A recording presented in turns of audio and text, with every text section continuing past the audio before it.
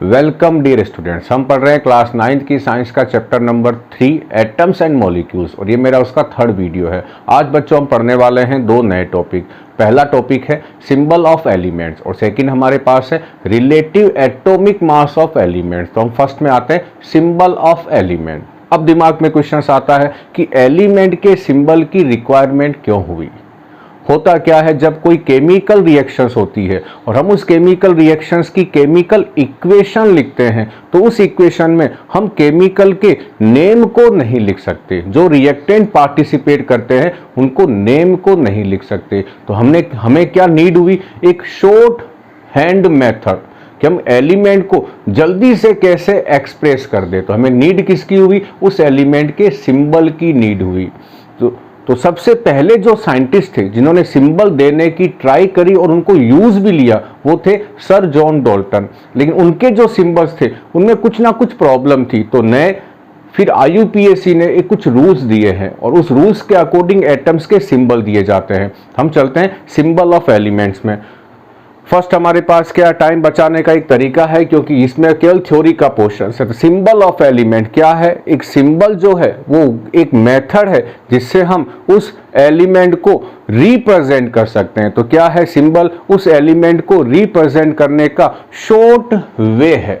अब आए ए। अब सबसे पहले हम क्या पढ़ रहे हैं कि एलिमेंट्स के सिंबल देने की हिस्ट्री क्या रही है। तो फर्स्ट आए Dalton. Sir John Dalton was the first scientist to use the symbol to represent element in short way। Sir Dalton पहले साइंटिस्ट थे जिन्होंने एलिमेंट्स के सिंबल को यूज लिया था। सेकंड क्या हमारे पास है कि जो डाल्टन के जो सिंबल्स है वो एलिमेंट के अलावा उस पूरे एटम को भी रिप्रेजेंट करते हैं, यानी एटम और एलिमेंट दोनों का सिंबल एक ही है। यदि मैं कहूं कि हाइड्रोजन का सिंबल जो सर जॉन डाल्टन ने दिया ये हाइड्रोजन का सिंबल है, यही हाइड्रोजन के एलिमेंट का सिंबल है, यही हाइड्रोजन के एटम का भी सिंबल है।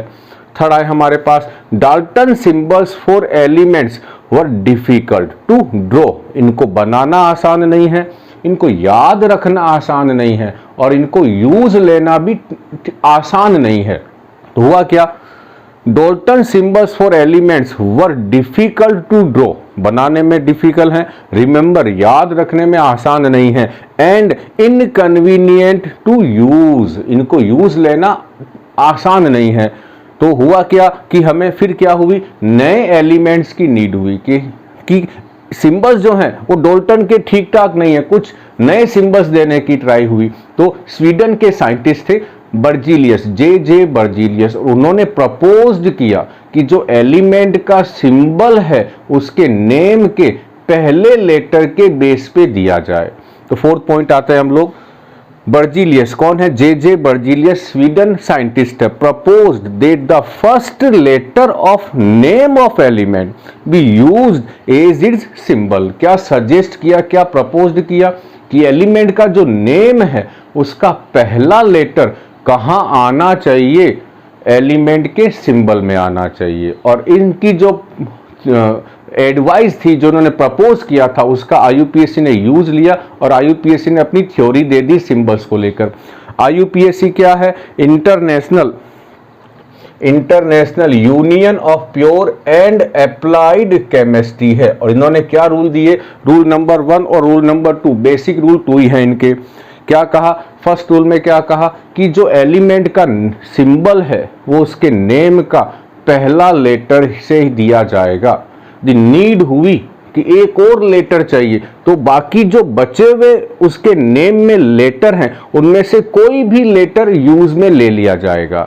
अच्छा, सेकंड लेटर की नीड क्यों हुई, यदि किन्हीं दो एलिमेंट के फर्स्ट लेटर सेम है, जैसे हाइड्रोजन और हीलियम दोनों किससे स्टार्ट होते हैं, H और H से, तो हमें नीड क्या हुई कि हम इन दोनों को डिफरेंशिएट कैसे करें। तो क्या कहा कि आप एक लेटर, पहला तो मस्ट है, आप दूसरा लेटर और उस सिंबल के फॉर्म में यूज ले सकते हैं। जो दूसरा लेटर यूज लेंगे वो कहां से लेंगे, पहले लेटर के बाद के जो बचे हुए लेटर है उनमें से कहीं से भी ले सकते हैं। इसका मतलब किसी भी एलिमेंट के सिंबल में या तो एक लेटर होंगे या दो लेटर होंगे। एक लेटर है तो उसके नेम का पहला लेटर होगा और दो है तो एक पहला लेटर उसके नेम का पहला लेटर है और जो दूसरा लेटर है वो रिमेनिंग लेटर में से लिया गया है। अब आते हैं दूसरा इनका लो क्या था।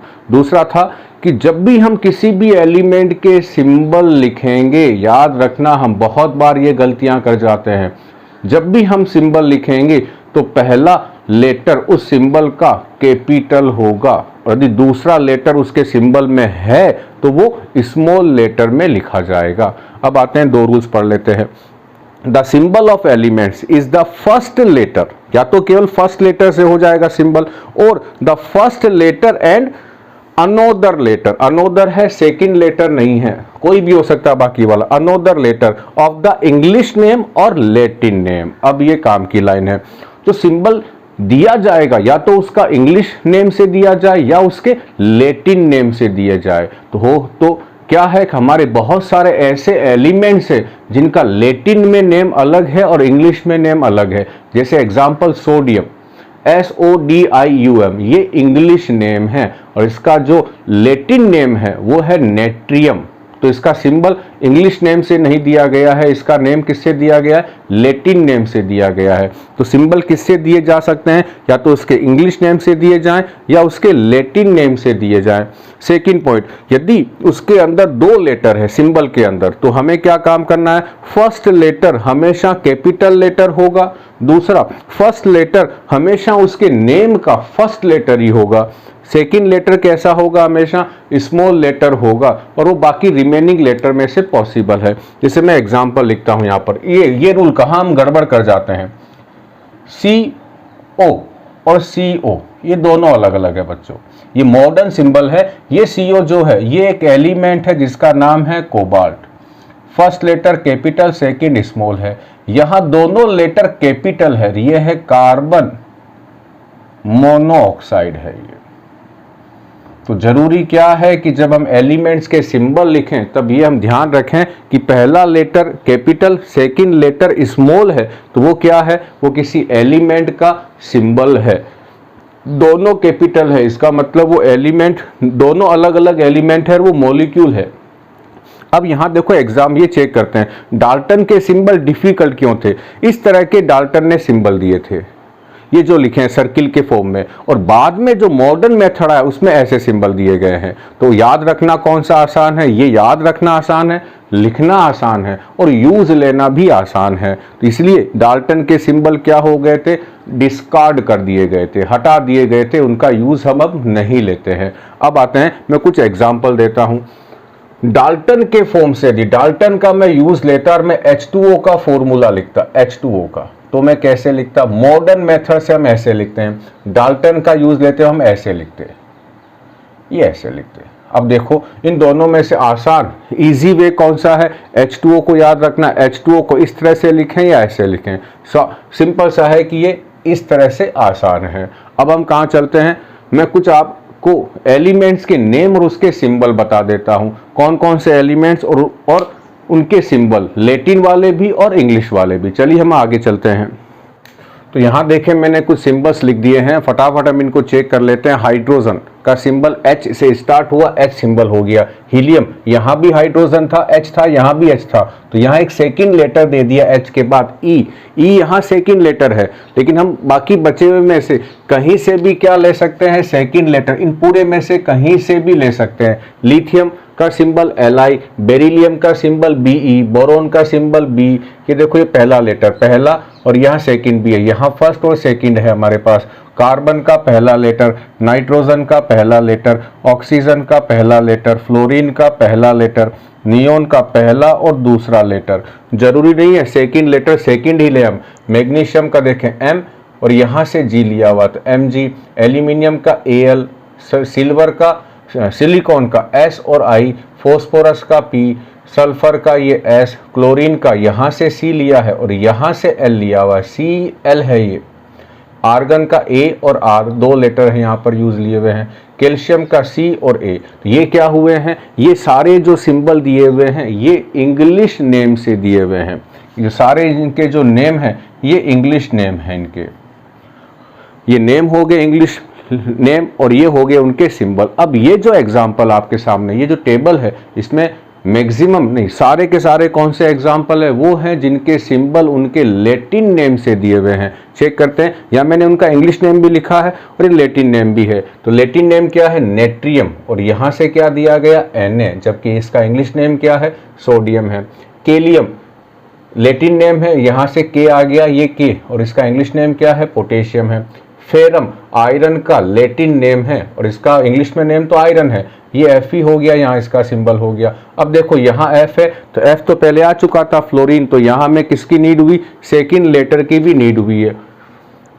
क्यूप्रम को इंग्लिश में कहते हैं कॉपर, और क्यूप्रम से इसका सिंबल क्या दिया गया है, Cu। सिल्वर, ये उल्टा पुल्टा हो गया है, ये उल्टा पुल्टा हो गया है। तो सिल्वर हम कहते हैं इंग्लिश में इसका नेम क्या है, सिल्वर है, और लैटिन में क्या कहते हैं इसको, हम अर्जेंटम कहते हैं। तो अर्जेंटम से क्या दिया गया, इसका सिंबल Ag दिया गया है। औरम लैटिन नेम है गोल्ड का, और ये गोल्ड को हम इंग्लिश में कहते हैं, तो इसका सिंबल किससे दिया गया है, लैटिन नेम से दिया हुआ है। हाइड्रोगायरम या हाइड्रेगायरम किसका सिंबल है, मर्क्यूरी का सिंबल, किसका नेम है, लैटिन मर्क्यूरी का, इसको इंग्लिश में कहते हैं मर्क्यूरी, और ये Hg है। यहाँ देखो फर्स्ट लेटर यहाँ से लिया है, सेकेंड लेटर यहाँ से लिया हुआ है, तो सेकेंड लेटर रिमेनिंग लेटर में से कहीं से भी ले सकते हैं। अगला है प्लम्बम में भी इसका इंग्लिश नेम है लेड, देखो P और B है, तो P तो यहाँ से लिया हुआ है, B यहाँ से लिया हुआ है, ये हुआ लेड का सिंबल। और लास्ट हमारे पास है स्टेनम को हम कहते क्या है, इंग्लिश में टिन कहते हैं, और इसका सिंबल क्या है, Sn है, S यहाँ से लिया हुआ है और N यहाँ से लिया हुआ है। तो ये हमारे पास क्या हो गए बच्चों, सिंबल हो गए हैं एलिमेंट्स के। यही एलिमेंट्स के सिंबल हैं और यही एटम के भी सिंबल हैं। जैसे मैं कहूँ कि हाइड्रोजन एलिमेंट का सिंबल लिखें तो आप लिखोगे H, मैं कहूँ हाइड्रोजन एटम का सिंबल लिखें तो आप लिखोगे H। इसका मतलब ये सिंबल एलिमेंट के भी हैं और एटम के भी हैं। तो हमने क्या पढ़ लिया बच्चों, एलिमेंट के सिंबल्स पढ़ लिए हैं। अब हमारा ये एलिमेंट का टॉपिक खत्म हो गया। अब हम आगे कहाँ चलते हैं, relative atomic mass of element पे। टॉपिक हमारा है रिलेटिव एटॉमिक मास। इसकी जो मेन थीम है, मेन जो थ्योरी पार्ट है, वो मैंने बोर्ड पे मेंशन कर दिया है। फर्स्ट हमारे पास क्या है कि जो एटम है वो बहुत बहुत छोटा है, वेरी वेरी स्मॉल है, और वो बहुत छोटा है तो उसका जो एक्चुअल मास है वो भी बहुत कम होगा। जैसे एग्जांपल देते हैं कि जो हाइड्रोजन का मास है, हाइड्रोजन एटम का मास, एक एटम का मास वो है 1.67 इंटू 10 की पावर -24 ग्राम। और इस यूनिट को हम यदि किसी मैथमेटिकल कैलकुलेशंस में काम लें तो ये थोड़ा सा कॉम्प्लिकेटेड होता है। तो हमें क्या चाहिए, एक ऐसा मास चाहिए जो कैलकुलेशन में यूज लेने के लिए सिंपल हो। तो हमारे पास क्या है, फर्स्ट पॉइंट, एक्चुअल मास जो है एटम के वो बहुत कम है। सेकंड पॉइंट क्या है, it is not convenient to use such small and complicated unit in calculation. इसको कैलकुलेशंस में आप लेंगे तो आपको बार बार इसको आप कैलकुलेशंस को कॉम्प्लेक्स बना देंगे। तो हमें किसकी नीड हुई कि इसकी जगह पर एक सिंपल यूनिट मास की हम ले लें। थर्ड पॉइंट हमारे पास क्या है, तो सिंपल यूनिट के लिए हमने किसको ढूंढना शुरू किया, बाकी सारे एलिमेंट्स के मास को हमने चेक किया, और हमें क्या लगा कि कार्बन 12 जो है, उस समय जो साइंटिस्ट थे उनको क्या लगा कि जो कार्बन 12 है, 12 का मतलब कार्बन जिसका मास 12 है, has been assigned to use the major relative atomic mass, major relative atomic mass of other elements. हमने नहीं, जो पहले वाले जो साइंटिस्ट थे उस समय उन्होंने किसका डिसाइड किया कि हम कार्बन की हेल्प से दूसरे एटम के एटॉमिक मास को डिसाइड करेंगे, और जो हम डिसाइड करेंगे वो सिंपल मास होगा। अब क्यों लिया कार्बन का ही यूज क्यों लिया, इतने सारे एलिमेंट्स थे उनमें किसी और का यूज क्यों नहीं लिया, क्योंकि कार्बन 12 क्यों लगा रहा हूं, क्योंकि इसका मास 12 है। कार्बन 12 का मास एग्जैक्टली 12 था, 12.000 समथिंग कुछ नहीं था, एग्जैक्टली 12.00000 था। इसीलिए किसका यूज लिया गया, कार्बन 12 का यूज लिया गया दूसरे एटम के एटॉमिक मास को डिसाइड करने में। और कैसे यूज लिया, मैं एक एग्जांपल देता हूं। मान लें कि मेरे पास एक वाटरमेलन है जिसका जो वेट है वो 12 kg है। तो मैं इसको दो इक्वल पार्ट में डिवाइड कर दूं, इक्वल पार्ट में, तो जो फर्स्ट हाफ है वो होगा 6 kg, जो सेकंड होगा वो भी होगा 6 kg का। अब मैं इस फर्स्ट पार्ट, इस पूरे को मैं यदि 2 पार्ट नहीं करके 4 पार्ट करता तो हर एक पार्ट का वेट कितना होता, 3 kg होता। यदि मैं इसी कार्बन को इक्वल 12 पार्ट्स में डिवाइड कर दूं तो हर एक जो पीस होगा उस वाटरमेलन का, उसका वेट कितना होगा, 1 kg होगा। क्या है, 12 kg के एक वाटरमेलन के इक्वल 12 पार्ट कर दें, हर एक पार्ट का वेट कितना आएगा, 1 kg आएगा। इसी तरह से क्या लिया गया है, कार्बन को लिया गया है। कार्बन का वेट कितना है, 12 है। अब हमने क्या काम किया, इस कार्बन के 12 पार्ट कर दिए। पार्ट तो हम नहीं कर सकते, तो हमने इस कार्बन का क्या ले लिया, 1/12 पार्ट ले लिया है। यदि हम 1/12 पार्ट लेंगे तो एक पार्ट का जो वजन है, जो मास है, वो होगा 1 होगा। और उसको हमने क्या कह दिया, 1 एटॉमिक मास यूनिट, 1 AMU। आगे देखो हम चलते हैं यहाँ पर क्या है। अब एक और चीज यहीं पर है कि हम जो बाकी एलिमेंट्स के मास मेजर करेंगे वो हम कार्बन से करेंगे, इसीलिए उनके मास को हमने क्या कह दिया, रिलेटिव एटॉमिक मास। रिलेटिव क्यों लगाया है, क्योंकि हमने कार्बन के मास के रिलेशन से उनके मास कंपेयर किए हैं, इसलिए उनका मास रिलेटिव है, एक्चुअल नहीं है। Unit of relative atomic mass, atomic mass की यूनिट 2 थी हमारे पास। पुरानी जो यूनिट है वो है AMU। AMU का मतलब एटॉमिक मास यूनिट है, और बाद में इसको रिप्लेस कर दिया गया न्यू यूनिट से। उसका नाम, उसको हम इस फॉर्म में लिखते हैं, म्यू के, ये यू है, रनिंग राइटिंग का यू है। इसे हम कहते क्या है, इसे हम कहते हैं म्यू। इसका म्यू का नाम क्या है, यूनिफाइड मास है। ये तो क्या हुई है, हमारे पास रिलेटिव एटॉमिक मास की यूनिट है। अब आते हैं, देखो कैसे मेजर किया गया है मास। 1 AMU क्या है, 1/12 part, 1/12 part mass of carbon 12 atom. जैसे मान लो ये कार्बन का एटम है, इसके कितने, इसके मान लो कि इसका मास 12 है, तो इसके यदि इक्वल 12 पार्ट कर दिए जाएं, इक्वल 12 पार्ट कर दिए जाएं, तो हर एक जो पार्ट है इस 12 में से एक पार्ट जो है वो इसका क्या है, 1/12 पार्ट है इसका, और उसका क्या मास, उसके मास को क्या कहा गया, 1 AMU या 1 म्यू।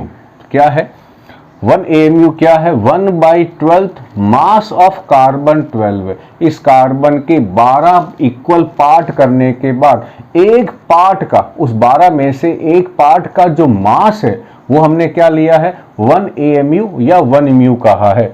इसको हम 1 AMU की जगह बाद में हमने किससे रिप्लेस कर दिया, 1 म्यू से रिप्लेस कर दिया है। 1 म्यू भी क्या है, 1/12 मास ऑफ कार्बन 12। कार्बन 12 के मास को हम किससे डिवाइड कर दें, 12 से डिवाइड कर दें, तो आंसर क्या आएगा, 1 ही आएगा। ये हमारे पास क्या है, ये वो यूनिट है जिससे हमने बाकी सारे एटम्स के एटॉमिक मास को मेजर किया है, इसीलिए उनके एटॉमिक मास को हमने क्या कह दिया, रिलेटिव एटॉमिक मास, क्योंकि वो इससे मेजर हुए हैं। कैसे मेजर हुए हैं, देखो अब ये इसकी डेफिनेशन है, 1/12 the mass of atom of carbon 12। Carbon 12 का कितना मास, 1/12 मास को हम क्या कहते हैं, 1 AMU या 1 एटॉमिक मास यूनिट। अब ये 6 पॉइंट क्या कहता है कि बाकी जितने भी एलिमेंट्स हैं उन सब का मास हमने इस 1 AMU से डिसाइड किया है। कैसे डिसाइड किया, ये एग्जांपल है। हीलियम का जो मास है वो है 4 म्यू।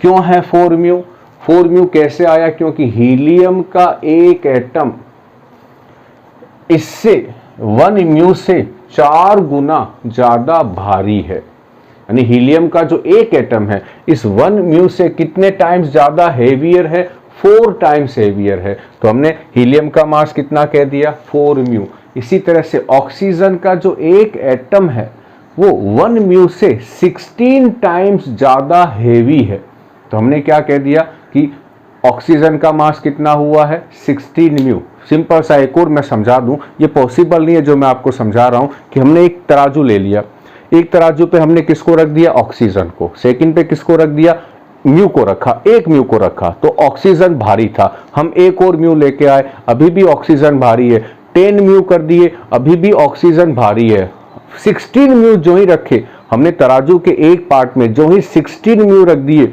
इधर ऑक्सीजन ये दोनों बराबर हो गए। इसका मतलब एक ऑक्सीजन का एटम 16 म्यू के इक्वल है, इसीलिए ऑक्सीजन के एक एटम का मास क्या हुआ, 16 म्यू हुआ। और हमने किससे कंपेयर करके निकाला, 1 म्यू से, तो इसीलिए ऑक्सीजन के 16 म्यू को हम क्या कहते हैं, रिलेटिव एटॉमिक मास कहते हैं। ये बच्चों हमारे पास क्या हुआ, रिलेटिव एटॉमिक मास। इसमें आपको याद क्या रखना है, ये यूनिट याद रखनी है। एक तो ओल्ड AMU थी, नई म्यू आ गई है। दूसरा याद रखना है ये definition, 1/12 the mass of atom of carbon 12 या 1/12 द मास ऑफ कार्बन 12, उसको हम क्या कहते हैं, एटॉमिक मास यूनिट कहते हैं। अब मैं कुछ एलिमेंट्स के क्या लिख देता हूं, एटॉमिक मास लिख देता हूं बच्चों, और ये आपको याद रखने हैं या कहीं ना कहीं लिख लेने हैं, जब यूज आए तो आप यहां से देख के इनके मास को लिख सकते हैं। क्या लिख रहा हूं, 1 to 20 तक जो एटॉमिक नंबर है उनके एटॉमिक मास को मैं लिख रहा हूं यहाँ पर। वो सारे मास कौन से हैं, वो रिलेटिव मास है।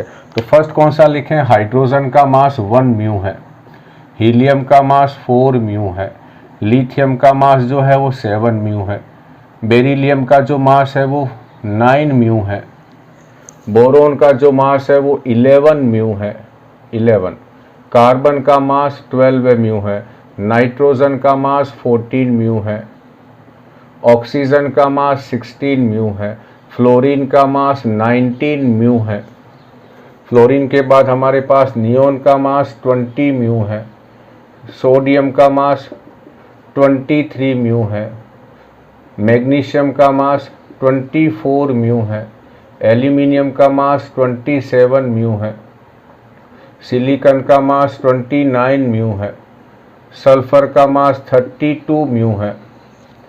सल्फर के बाद हम क्या ले लें, क्लोरीन का मास, ये फ्रैक्शन में है बच्चों, हम आगे पढ़ेंगे क्यों है, ये 35.5 है। आर्गन का मास जो है वो 40 म्यू है, पोटेशियम का जो मास है वो 39 म्यू है, और कैल्शियम का मास भी 40 म्यू है। यहाँ थोड़ा सा हुआ है, यहाँ थोड़ा डिक्रीज हो गया है, बाकी सबके मास क्या हो रहे हैं, इंक्रीज हो रहे हैं। 10, 11, 12, 13, 14, 15, 16। सल्फर कौन सा रह गया, sodium, magnesium, aluminium, silicon, phosphorus रह गया, यहाँ है बीच में। फास्फोरस का मास 31 म्यू है। तो हमने किसके मास लिख लिए, एटॉमिक नंबर, ये 1 है, 1 2 3 4 5 6 7 8 9 10 11 12 13 14 15, ओह 15 ये रहा, 16 17 18 और ये 19 और ये 20। इन सब के हमने क्या लिख दिए हैं, रिलेटिव एटॉमिक मास लिखे हैं बच्चों, ये रिलेटिव एटॉमिक मास है। और इसी के साथ हमारा क्या ख़त्म हो गया है, रिलेटिव एटॉमिक मास का टॉपिक भी ख़त्म हो गया है। बच्चों उम्मीद है कि आपको ये टॉपिक समझ में आया होगा। समझ में आया है तो लाइक और सब्सक्राइब और अपने साथियों को शेयर ज़रूर करें। थैंक यू बच्चों।